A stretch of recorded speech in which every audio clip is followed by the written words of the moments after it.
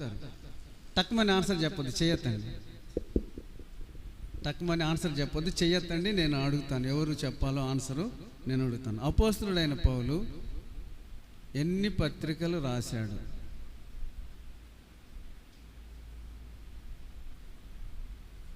ఎట్టంటే ఏంది, ఎత్తేవా దించేవా?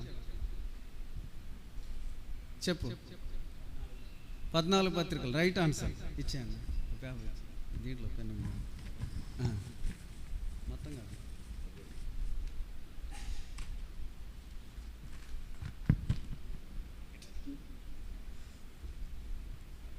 ఇప్పుడు సిస్టర్స్,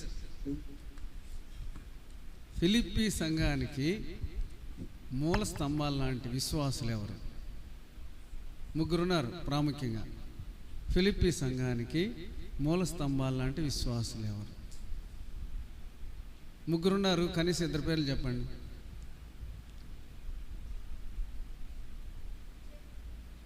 చేయొద్దండి, ఆన్సర్ చెప్పొద్దు, చేయొద్దండి. ఫిలిప్పీ సంఘానికి సేవకురాళ్ళు ఎంతో దూరంగా ఉన్నారు, ఎంతో ధన్యులు. లేకపోతే ఈ పాటికి టక చేతులు వేసి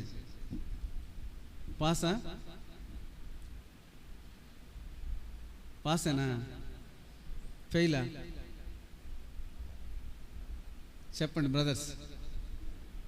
ఫిలిప్పీ సంఘం ఎట్లా ఏర్పడింది? ఆ సంఘానికి మూల స్తంభాలు లాంటి విశ్వాసులు ఉన్నారు. అయ్యో తండ్రి యేసయ్య, నన్ను కాపాడు నాయన. నేను అదే అనుకోవాలి. ఎంత జ్ఞానం ఉంది. ఆ వెనకాల ఉన్న పెద్ద బ్రదర్స్, పెద్ద సిస్టర్స్, సేవకురాళ్ళు కాకుండా. చెప్పమ్మా. కరెక్ట్. చెరసాల అధికారి, పుతోనని దయ్యం పట్టిన స్త్రీ, లూదియా. Correct answer. ముగ్గురిని చెప్పేసింది. సిస్టర్కి ఇవ్వండి.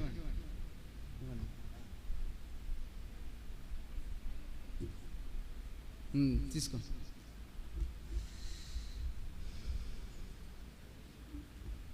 బ్రదర్స్, ఇప్పుడు బ్రదర్స్, మండుచున్న పొదను ఏ పర్వతం మీద మోషే చూశాడు?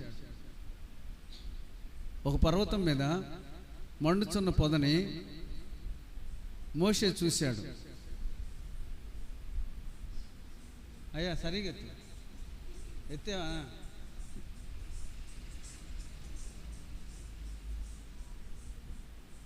ఇట గీకున్నా కూడా నాకు అది చేయెత్తినట్టే ఉంటుంది. సునీల్, ఇక నువ్వే చెప్పు. హోరే పర్వతం. కరెక్ట్. ఇచ్చేయండి మాకంతే. సిస్టర్స్, మోషే అనగా అర్థం ఏంటి? చెయ్యొద్దండి, ఆన్సర్ చెప్పండి. వెనకున్న వాళ్ళు కాదు, ముందున్న యవనస్తులు. చెప్పమ్మా. నీటిలో నుండి తీయబడినవాడు. కరెక్ట్ ఆన్సర్ ఇచ్చేయండి.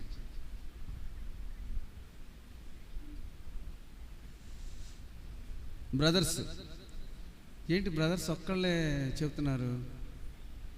మోషేను గురించి దేవుడిచ్చిన సాక్ష్యం చెప్పు.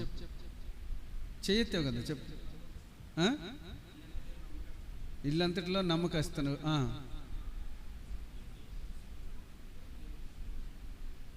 సగమే చెప్పు, ఇంకోటి ఉంది.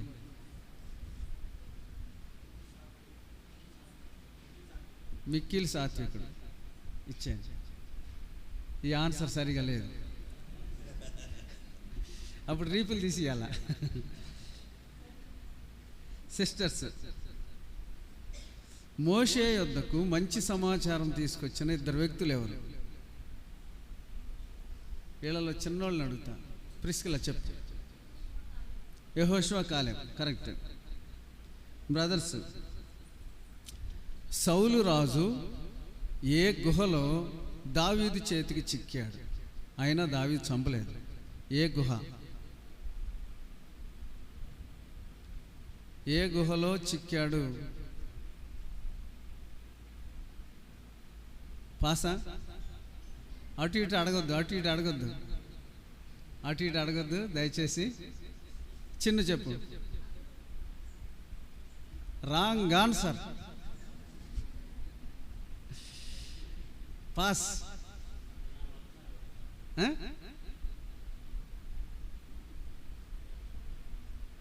పాస్ చెప్పమ్మా. కరెక్ట్. ఎన్గేది గుహలో ఇచ్చేయండి. ఎన్గేది గుహలో సౌలు శంకా నివార్తకి వెళ్ళినప్పుడు అక్కడ లోపల దావీదు అనుచరులు గుహలో ఉన్నారు. ఆయన పాపం రెస్ట్ తీసుకుంటున్నాడు. అప్పుడు దావీదు అనుచరులు అందరూ అన్నారు, ఇదిగో శత్రువుని చేతికి చిక్కాడు కాబట్టి చంపేసే అంటే దావీదు ఏమన్నాడు తెలుసా? దేవుని చేత అభిషేకం నొందిన వారిని నేను చంపను, ముట్టను అని చెప్పాడు. కాబట్టి అది ఎన్గేది గుహ. ఇప్పుడు సిస్టర్స్, చాలా ఈజీ ప్రశ్న. సౌలు మనముడు యోనాతాను కుమారుడైన కుంటివాడు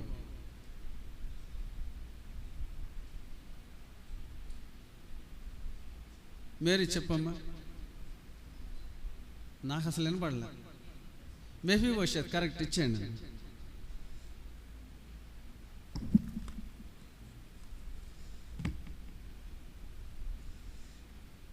ఇప్పుడు బ్రదర్స్, కొంచెం కష్టమైన ప్రశ్న, ఈజీది కాదు ఇది. యెహోవా దయ వలన నేను ఒక మనిషిని సంపాదించుకున్నానని హవ్వ, ఆదాము భార్య అయిన హవ్వ అనింది. ఎవరు పుట్టినప్పుడు? రెండు రాంగే. చెయ్యెత్తడం రాంగే, చెప్పడం కూడా రాంగే. రాంగ్. ఇద్దరిది రాంగ్. కయ్యూనే కానీ ఇద్దరు చెప్పేశారు.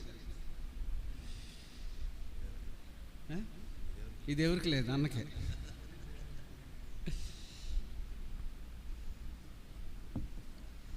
సరే,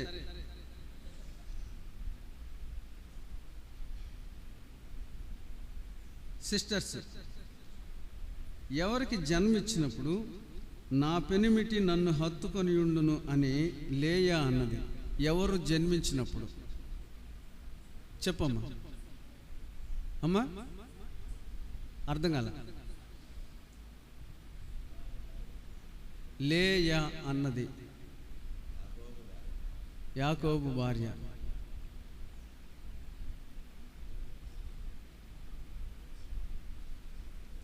ఇంకెవరైనా?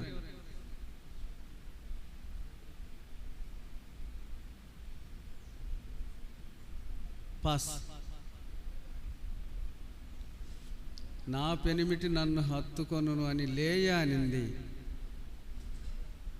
చెప్పయ్యా. కరెక్ట్. లేవి అంటే అర్థం ఏంటి చెప్పండి? హత్తుకొనుట. ఓకే, ఇచ్చేయండి. బ్రదర్స్, పెనియేలు అను మాటకు అర్థం, వెనకుండా వాళ్ళు కాదు, యవనస్తులే. పెనియేలు అని మాటకు అర్థం పాసా?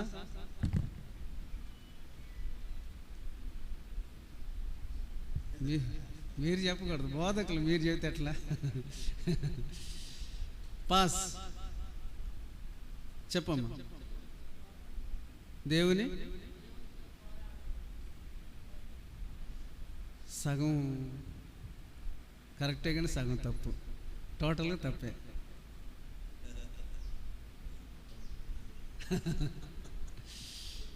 చెప్పు. నీ మొహందా?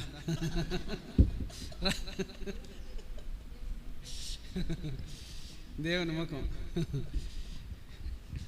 ఎందుకంటే అన్న పక్కన ఉండి నీ మొహం అంటున్నాడు, ఆన్సర్ అందిస్తున్నాడు అన్నమాట.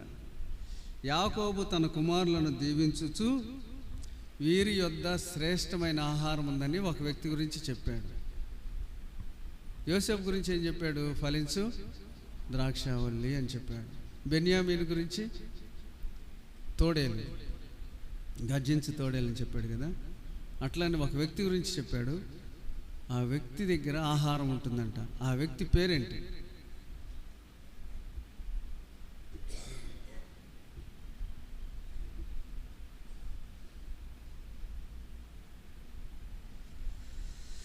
పాసా? చెప్పయ్యా. కరెక్ట్. నాకు డౌట్ వస్తుంది, ఏంటి నీ ప్లేస్ మారిస్తే బాగుండేమో.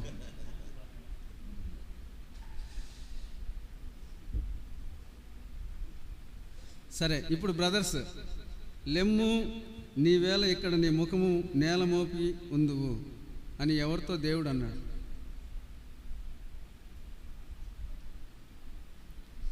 చెయ్యెత్తే వాళ్ళు ఎత్తచ్చు నిర్మోహమాటంగా. నీవేళ ఇక్కడ నేలను ముఖము మోపుకొని ఉందువు.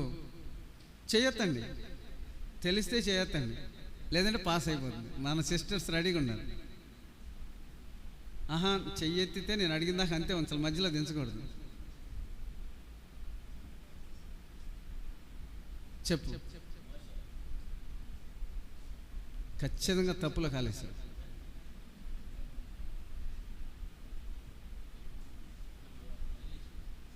ఇంకా అయిపోయింది. సిస్టర్స్, ప్రశాంత్ చెప్పమ్మా. ఏలియానా?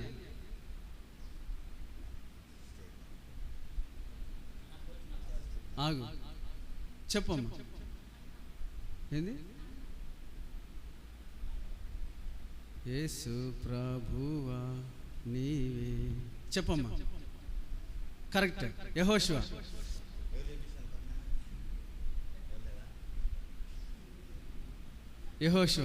యెహోషువ హాయి మీదకి 3000 మందిని పంపించాడు. అక్కడ 36 మంది చనిపోయారు సైనికులు. అప్పుడు ఇశ్రాయేల్ ప్రజలు ఓడిపోయి వెనక్కి తిరిగి వస్తే యెహోషువకు బాధ అయిపోయి నేలను ముఖం మోపి మోకాళ్ళ మధ్య తలబెట్టుకుని ఏడుస్తూ ప్రార్థన చేస్తున్నాడు. అప్పుడు దేవునికి కోపం వచ్చింది. ఏమనంటే, యెహోషువ, ఎందుకయ్యా నువ్వు ఇక్కడ నువ్వు మోకాళ్ళ మధ్య తలబెట్టుకుని ఏడుస్తున్నావు? వెళ్ళి చూడు, ఇశ్రాయేల్లో పాపం ఉంది, వెళ్ళి చూడు అని చెప్తే చీటీలు వేస్తే ఎవరు దొరికింది?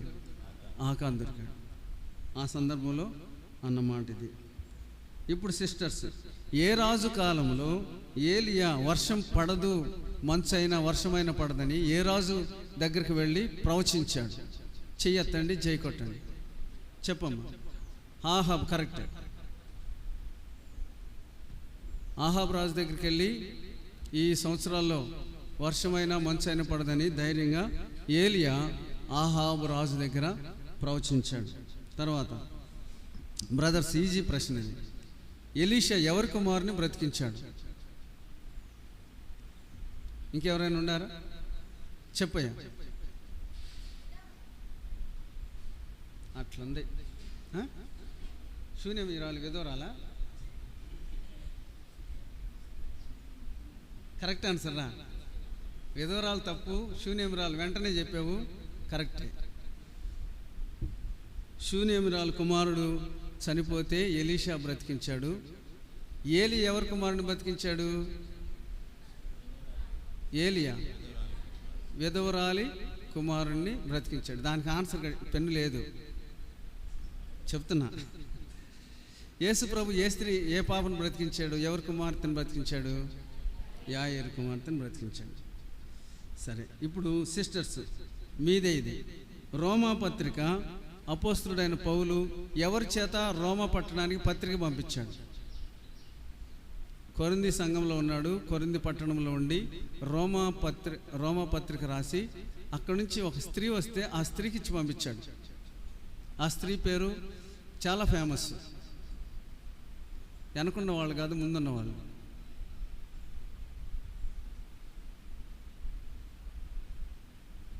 వాళ్ళు అనుభవజ్ఞులు కాబట్టి చేతుతున్నారు. మీరు కూడా అనుభవం సంపాదించాలి. పాసా? సరే, మీకు ఒక క్లూ ఇస్తా. ఆమె నివసించే పట్టణం పేరు కేంక్రేయ. అబ్బా, ఇద్దరు అక్కజల్లు పోటీ. సరే, చిన్నమ్మాయి చెప్పు. ఫీబే. కరెక్ట్.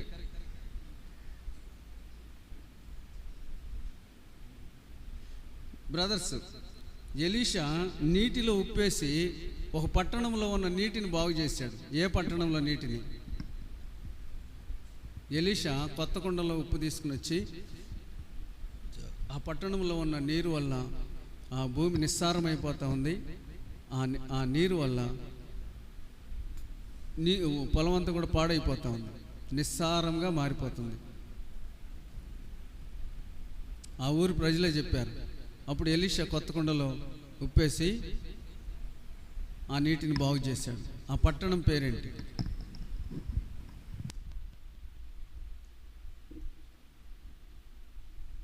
పాసా? సరే, మీరు సిస్టర్స్ చెప్పమ్మా. ఎరికో, కరెక్ట్. ఎరికో పట్టణానికి వచ్చినప్పుడు ఎలీషా దగ్గరికి వచ్చి ఎరికో పట్టణస్తులంతా ఈ నీటి వల్ల ఈ పట్టణం అంతా భూమి నిస్సారమైపోతూ ఉంది అని చెప్పినప్పుడు ఎలీషా ఆ ప్రాంతంలో ఉన్న నీటిని బాగు చేశాడు. ఇప్పుడు సిస్టర్స్దే ప్రశ్న. యెహోవా సంవత్సరములు జరుగుతుండగా నీ కార్యములు నూతనపరచు అని పలికిన ప్రవక్త ఎవరు?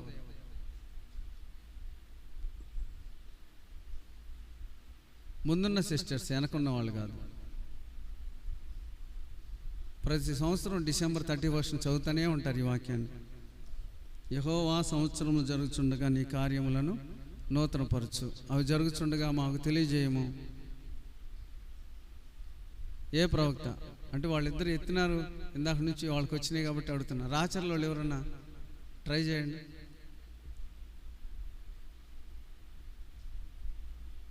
మేరీ చెప్పమ్మా. హబక్కూకు, కరెక్ట్. ఇప్పుడు బ్రదర్స్, అమ్మా నీ విశ్వాసం గొప్పది అని యేసు ప్రభు ఎవరితో అన్నాడు? చెప్పు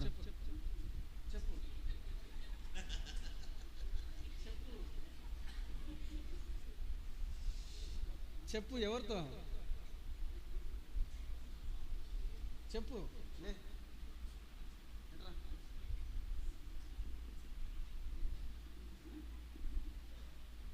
మరియమ్మతో. రాంగ్ ఆన్సర్, కూర్చో. ఇంకా బ్రదర్స్ వీళ్ళిద్దరే పోటీ పడుతున్నారు. ఇంకా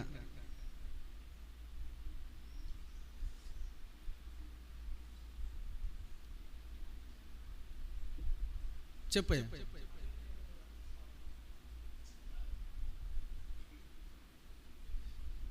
కాదు, చెప్పండి ఎవరు? చిన్న చెప్పు. కనాను స్త్రీ, కరెక్ట్. ఎన్ని పనులు అండి ఇప్పటికి? చివరిది సిస్టర్స్ది. ప్రభువా, ఎవని యొద్దకు వెళ్ళేదము, నీవే నిత్య జీవపు మాటలు గలవాడు అని ప్రభుతో అన్న శిష్యుడెవరు? బాగలేదు సిస్టర్, కరెక్ట్, ఇచ్చేయండి. నేను మిమ్మల్ని అడుగుదాం అనుకుంటున్నా, మీరే ఆన్సర్ చెప్పేశారు.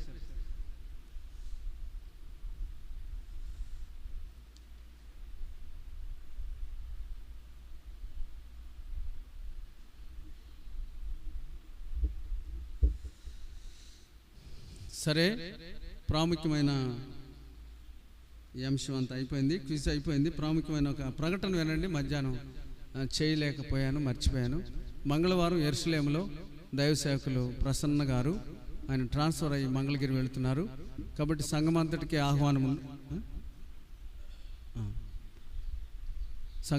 ఆహ్వానం ఇచ్చారు. మంగళవారం సాయంత్రం 7 గంటలకు అక్కడ సెండ్ ఆఫ్ మీటింగ్ ఉంటుంది. కాబట్టి మన సంఘానికి, అక్కడ మన చుట్టుపక్కల ఉన్న సంఘాలన్నిటికీ కూడా ఆహ్వానం ఉంది. కాబట్టి మంగళవారం సాయంత్రం 5 గంటలకు ఇక్కడి నుంచి బయలుదేరితే 7 గంటలకు చేరుకుంటాము.